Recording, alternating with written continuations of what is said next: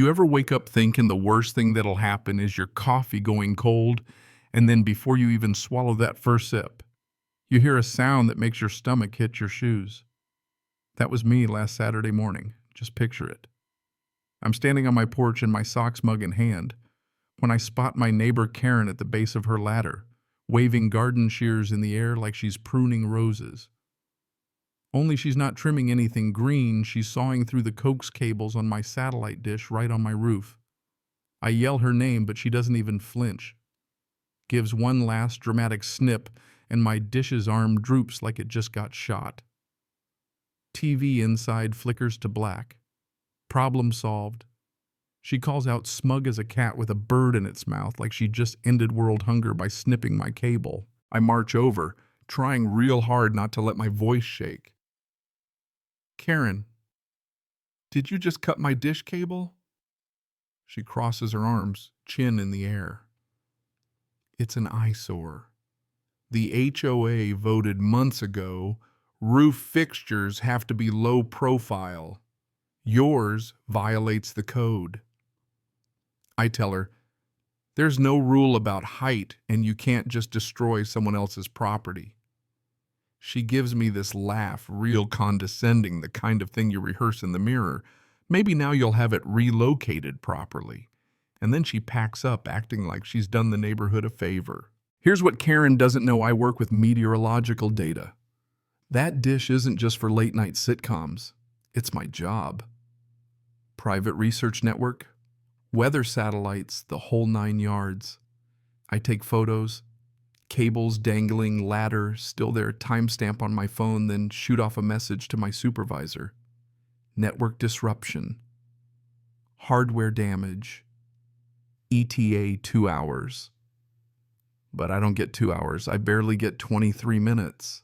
That's when I hear tires crunching gravel, 2 black SUVs, sleek and quiet, rolling up my drive. Federal quiet, not corporate. Out steps a tall guy, badge flashing, Department of Commerce, No AA, liaison for satellite security. Mr. Reynolds, I'm Agent Harris. Your feed went offline. We traced the cut here. We need to confirm the hardware's integrity. His partner's already scanning my dish with some handheld device like they're looking for uranium. Meanwhile, Karen's over on her lawn pretending to prune roses again, but she's staring eyes wide, mouth open. Harris turns to me. When did this happen? I point next door. About half an hour ago, my neighbor took it upon herself to enforce what she thinks is a rule. The other agent kneels by the roof, says clean cut, not weather damage. Glances at Harris. Possible tamper. That's when Karen storms over, face all puffed up. Excuse me. That dish violates the HOA height limit. I was helping the community. Harris doesn't blink.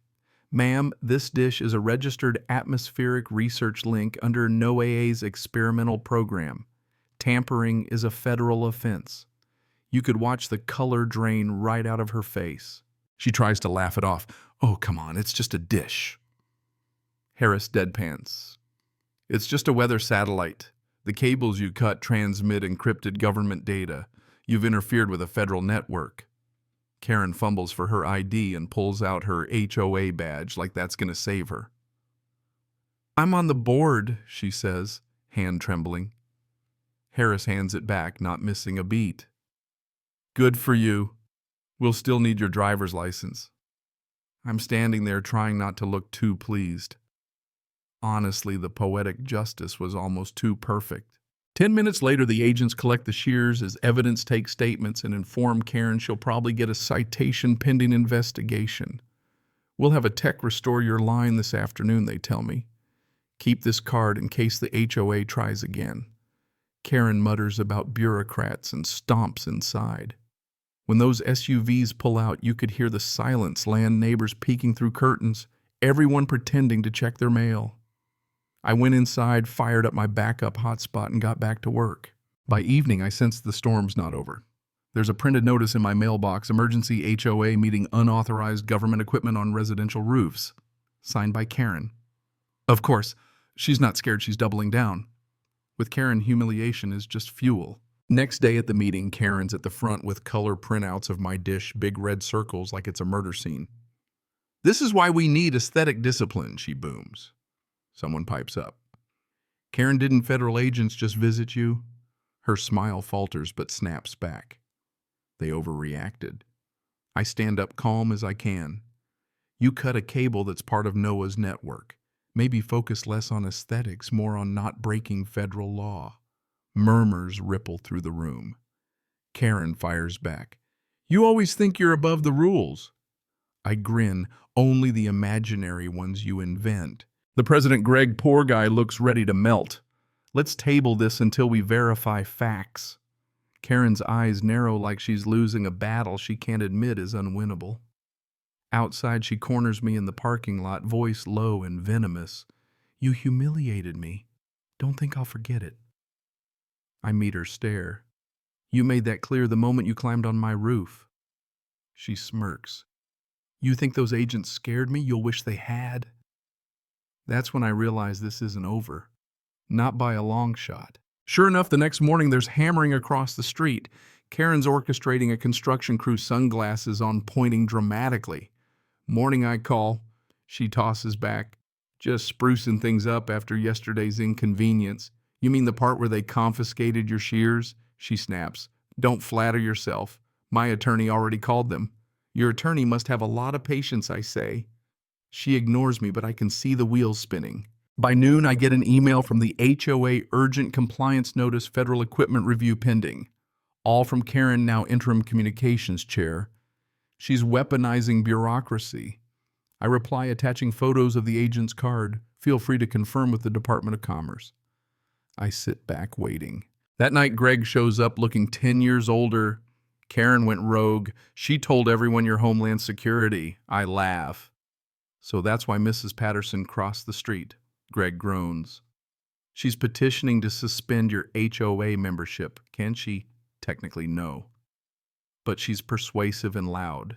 I tell him, let her. The more she stirs, the more attention she draws. Maybe someone higher up will notice. A few days pass eerily quiet. Then 2 orange-vested guys show up for a code compliance inspection called by Karen. She's out there watering imaginary plants, chirping, "Glad you're here?" I call Harris, put him on speaker. "Don't let them touch it," he says. "We'll handle it." 15 minutes later, black SUVs roll up.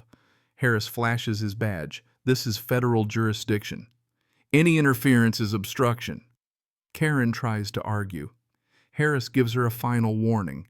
Her crowd of neighbors laughs. Even Greg mutters, "Should have brought popcorn." But Karen just smiles. That's when you know she's not done just regrouping. A few nights later, I wake up to the hum of a drone. It's got a GoPro hovering by my dish.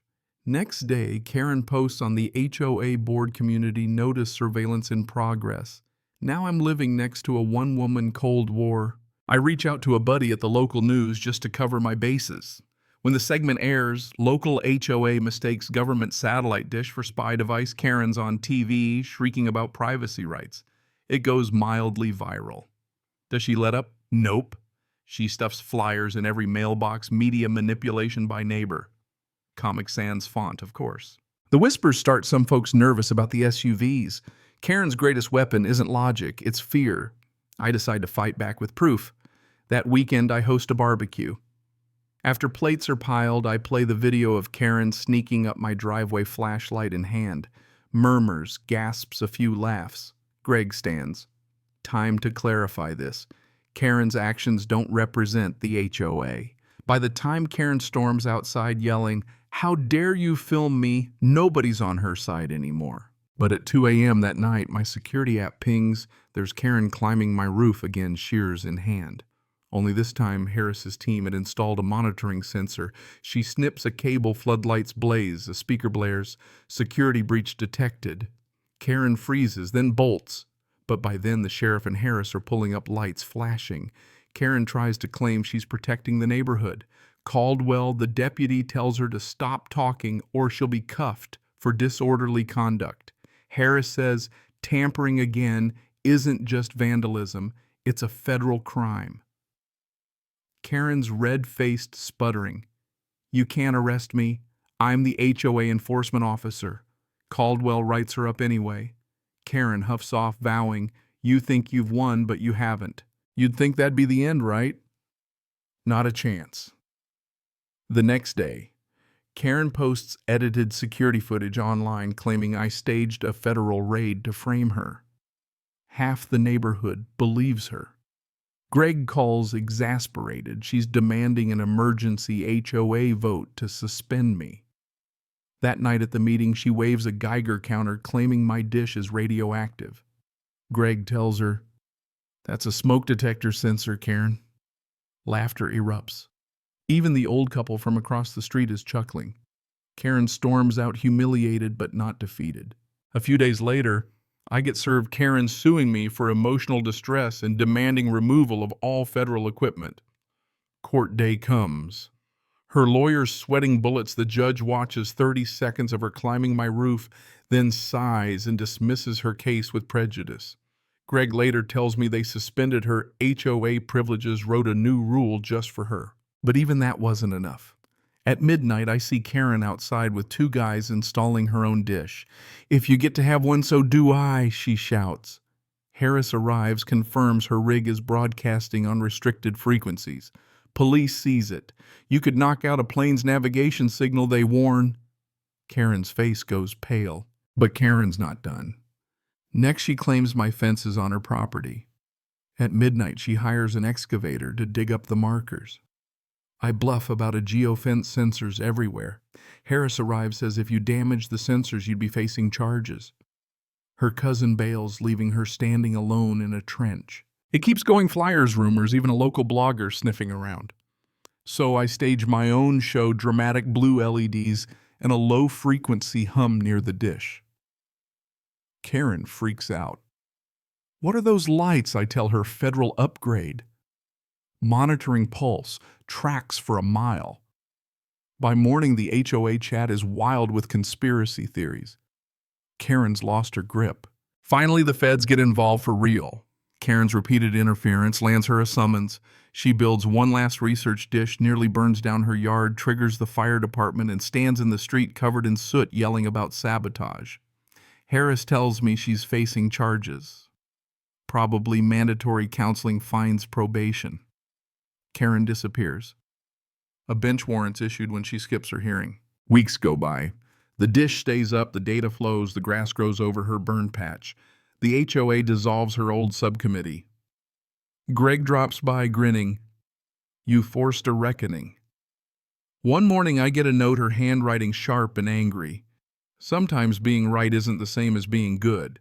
One day you'll understand what you cost me." No signature. I slip it in a drawer. People like Karen never think they're villains. They think they're saving the world. All they really do is destroy the peace they claim to protect.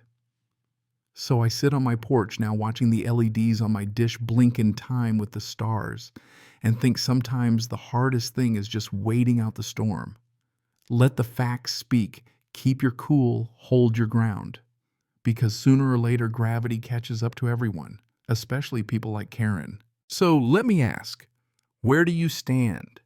When the line between order and chaos runs through your own backyard, do you fight fire with fire or just let the evidence stack up until justice tips the scale?